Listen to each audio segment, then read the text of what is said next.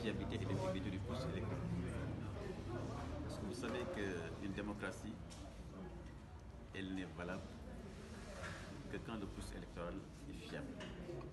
Quand les acteurs politiques ont confiance à l'ensemble des étapes du processus électoral.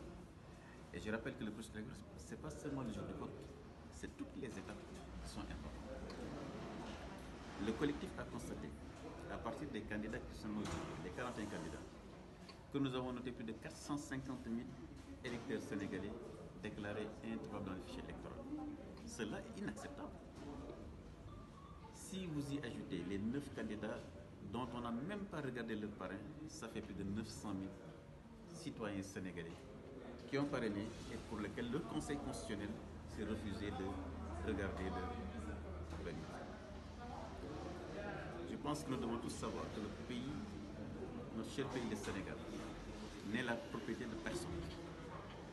Il nous appartient tous, chacune et chacun d'entre nous, de veiller à ce que cet héritage que nous avons trouvé ici soit préservé, démocratique. C'est pourquoi ce collectif que nous avons initié et lancé vise justement à ce que le processus sénégalais soit fiable, que le droit des Sénégalais soit préservé. Et je rappelle que le droit de vote est un droit consacré par la Constitution.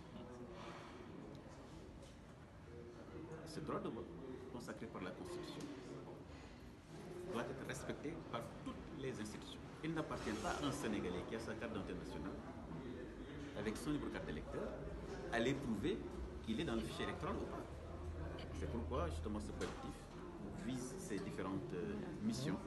Et naturellement, il y a un plan d'action qui a été décidé aujourd'hui et que nous allons mettre en œuvre avec l'ensemble des acteurs pour justement faire comprendre qu'il ne s'agit plus d'une question individuelle, mais c'est une démarche qui concerne la nation, une question de sécurité nationale et de sécurité tout court.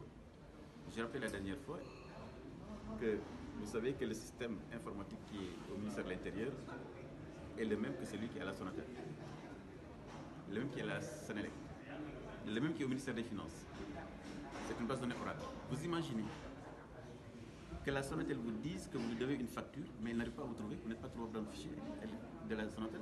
Vous imaginez cela?